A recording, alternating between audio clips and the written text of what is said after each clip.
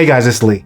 If you're like me, a photographer, someone who has a real love for technology, then you'll understand when I tell you that there is one camera that I've purchased through the years that I just keep coming back to. And now with a lot of the newer cameras coming out, in a lot of ways, this camera has gotten better and better in my eyes. And you've probably guessed it, but I'm talking about the Sony a6400 because I talk about it all the time. Yes, it's a 24 megapixel camera. Yes, it shoots 4K video just like a lot of other cameras. But honestly, what keeps me intrigued about this camera, even with the newer ones coming out like the a6700, which I definitely love, telling my story about getting into the mirrorless world and the Sony universe has actually never been easier.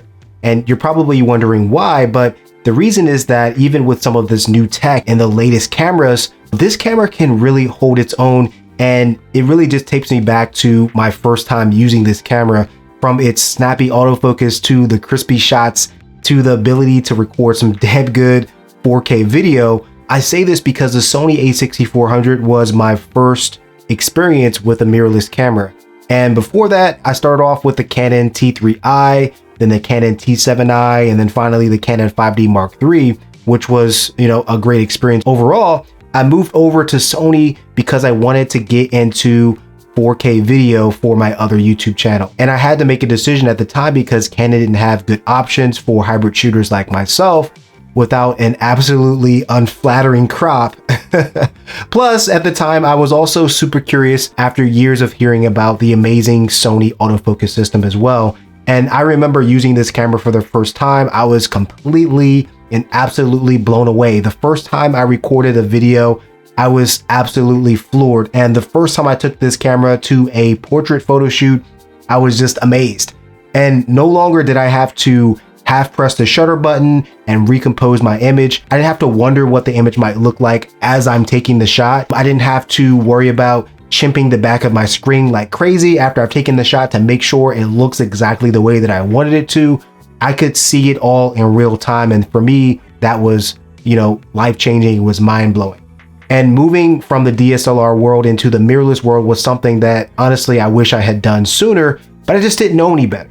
And I was really stubborn. I was a Canon fanboy. I couldn't help but just feel that I was already in too deep with Canon glass, but I made the change anyway. The a6400 was just opening that door for me. Now today I have 5 Sony cameras, both APS-C and full frame, along with some vintage Canon fill cameras as well, just to kind of keep that nostalgia alive, right?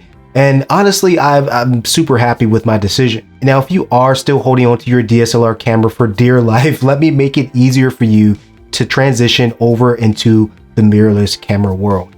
Now, I know that you know some of the pros and cons of DSLR cameras versus mirrorless, but honestly, mirrorless cameras just generally have a smaller form factor than its DSLR counterparts. Manufacturers these days don't have to worry about making room for that mirror, hence mirrorless. One other thing you might be a little curious about or a little weary about is the electronic viewfinder. And honestly, for me, it did take a little bit of getting used to, but once you're settled in, you're honestly going to wonder how you've been shooting without it. And also with the newer EVFs, they are even better than several years ago because they have a higher resolution and they have really fast refresh rates as well.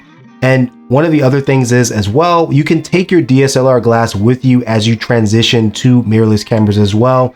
And you can do this with an array of different adapters that are out on the market. They're designed for those of you who need to make that transition. With the simplified mechanics of a mirrorless camera, it's allowed for higher shutter speeds as well. You can also get true silent shooting with the electronic shutter, which before now I was not actually able to achieve with the DSLR. One of the other things as well that you're going to notice is that the live view on the back of the camera, it actually might take the place of using the EVF as well, depending on your style, because it's what you see, what you get. And it just makes learning photography and actually capturing the photo that you actually want to take much faster and easier than using a DSLR, because you're going to have to take the picture and then look at it afterwards with a DSLR.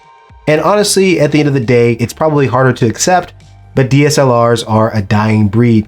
Camera manufacturers are shifting to mirrorless because it's just a much better camera overall. And I know I might get some flack for that, but mirrorless cameras are just so much better than DSLR cameras. So if you are thinking about moving over to the mirrorless camera world, I'm going to give you some suggestions with a few cameras that I would actually recommend starting off with.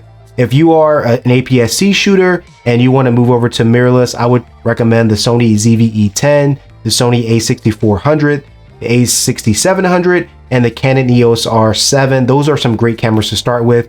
For full frame shooters, I would say the Sony a7 III, the a7R III, a7 IV, the Canon RP, the Canon R6, and the R6 Mark II are great places to start as well. And I didn't mention Nikon because, well, I have zero experience with Nikon and I am not really sure what the best options are for Nikon. So hey, don't be upset with me.